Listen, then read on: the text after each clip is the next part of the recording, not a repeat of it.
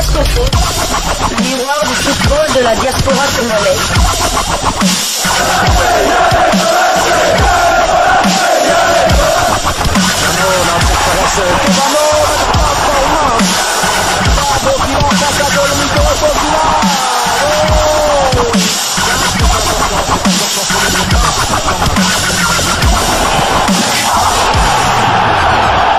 Diasco Foot, le miroir du football de la diaspora congolaise.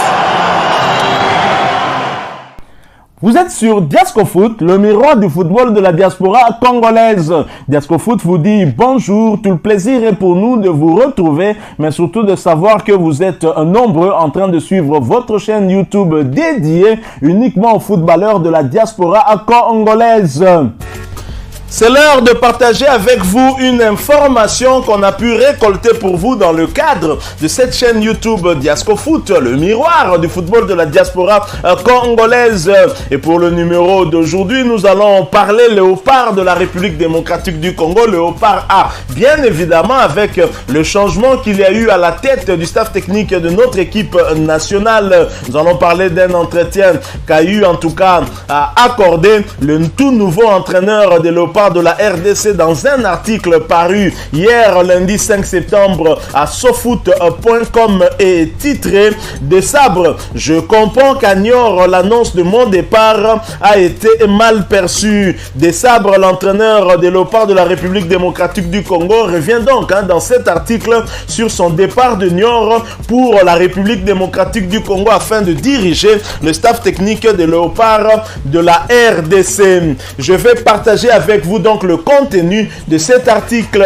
Sébastien Desabre, âgé de 46 ans, aura dirigé Niort 2 saisons et 2 matchs avant de mettre un terme à son séjour dans les Deux-Sèvres. Au début du mois d'août, alors que son successeur à la tête des Chamois, Rui Almeida, a été officialisé avant-hier dimanche, le technicien français est aujourd'hui bien loin de la paisible préfecture du centre-ouest puisqu'il s'est établi à Kinshasa afin de remplacer l'Argentin Hector Raoul Cooper à la tête de la sélection de la République démocratique du Congo. Pas très en forme ces derniers temps. Passé de Niort à Kinshasa, Niort qui compte environ 59 000 habitants alors que Kinshasa en est à plus de 15 millions d'habitants. C'est vrai, c'est un vrai changement. En effet, Kinshasa est une ville immense, même si pour l'instant je n'ai pas encore vu grand chose car je suis arrivé il y a une quinzaine de jours et j'ai accompagné la sélection locale au Cameroun pour un match qualificatif pour le CHAN 2023 contre le Tchad. C'est un sacré changement, mais je connais très bien l'Afrique. J'ai vécu dans plusieurs grandes villes dont le Caire, Abidjan, Casablanca, Kampala ou encore Tunis. Je m'adapte en général assez vite à mon nouvel environnement. Ce qui est assez impressionnant ici, ce sont les embouteillages. Mais je sais aussi que Kinshasa est une capitale animée, très active d'un point de vue culturel. Pour l'instant, je prends mes marques. Je vis toujours à l'hôtel dans la commune de la Gombe. Je travaille sur la composition de mon staff technique, sur les matchs amicaux prévus contre le Burkina Faso et la Sierra Leone en septembre à Casablanca. Allez-vous vous installer à Kinshasa? L'interroge le média à sofoot.com. Bien sûr, il y a un championnat d'un sacré niveau ici, avec des clubs comme le TP Mazembe, Vita Club, DC Motema Pembe, Saint-Éloi, Lupopo. Je vais aller dans les provinces voir des matchs, rencontrer des gens. Il y a des internationaux congolais qui jouent au pays. Et je suis également de près la sélection locale entraînée par Otis Ngoma et qui s'est qualifiée pour le CHAN. Mais bien évidemment, je viendrai régulièrement en Europe pour voir les internationaux ou ailleurs, car il y a des Congolais qui évoluent dans d'autres pays africains. La RDC, c'est un des plus gros potentiels d'Afrique. J'ai été choisi et avec Niort, les choses se sont vite arrangées. Je suis parti en très bon terme avec tout le monde. Avant de parler de la sélection congolaise, il convient quand même de revenir sur votre départ précipité de Niort après 2 journées de championnat au mois de juin, alors que l'Argentin Hector Raoul Cooper venait d'être viré. Votre nom circulait déjà à Kinshasa. Oui, mais moi, à cette date, j'étais à 100% dans le projet de Niort, car il n'y avait aucun contact avec la République démocratique du Congo. D'ailleurs, la RDC n'avait pas lancé d'appel à candidature. C'est venu en juillet. Moi, je n'avais jamais caché à mes dirigeants à Niort que mon ambition était de redevenir sélectionneur sélectionneur national d'une équipe africaine à haut potentiel capable de se qualifier pour une phase finale de Coupe du Monde. J'ai donc été candidat en RD Congo parce que cette possibilité répondait aux critères que j'avais définis. La RDC, c'est un des plus gros potentiels d'Afrique.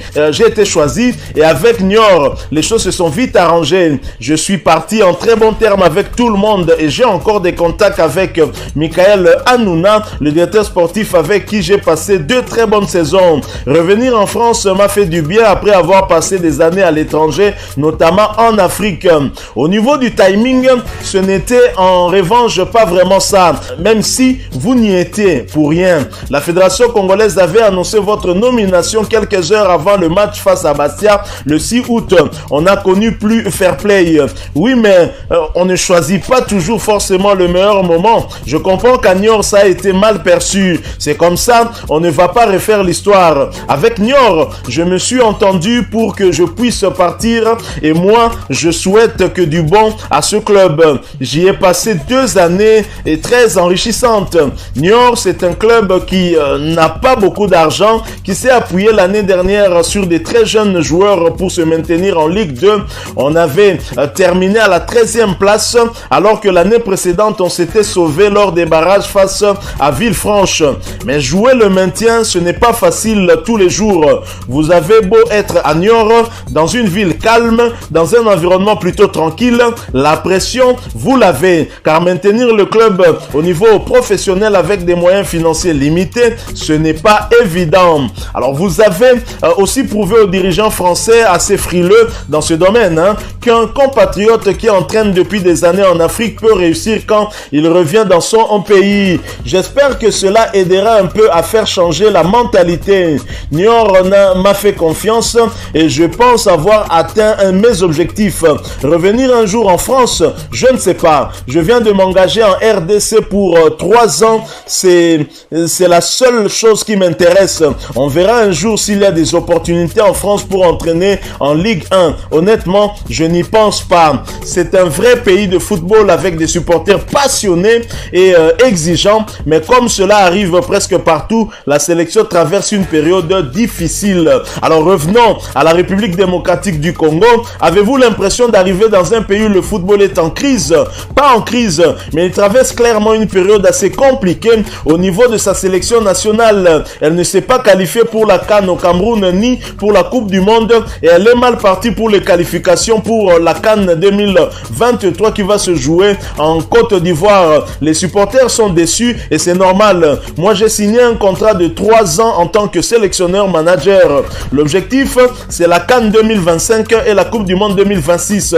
La CAN en Côte d'Ivoire reste accessible, mais le ministre des Sports, Serge Nkonde, et la Fédération congolaise de football association savent qu'avec 2 défaites, ce sera compliqué. Il n'y a plus qu'à expliquer cela aux supporters congolais. Je sais que la sélection nationale est très importante à RD Congo. Elle n'a plus participé à la Coupe du Monde depuis 1974, ni gagné la CAN depuis la même année. C'est un vrai pays de football avec des supporters passionnés, exigeants. Mais comme cela arrive presque partout, la sélection traverse une période difficile.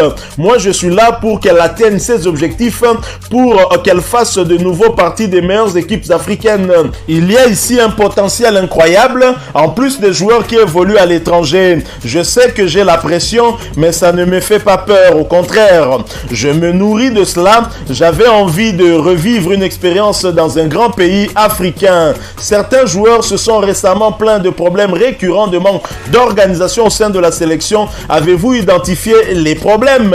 On va faire bouger quelques lignes. Le ministre des Sports a accepté que je sois sélectionneur et manager. Nous allons prendre quelques décisions, mais je ne vais pas en parler dans la presse maintenant. On va mettre certaines choses au point car il faut que tout soit rapidement opérationnel.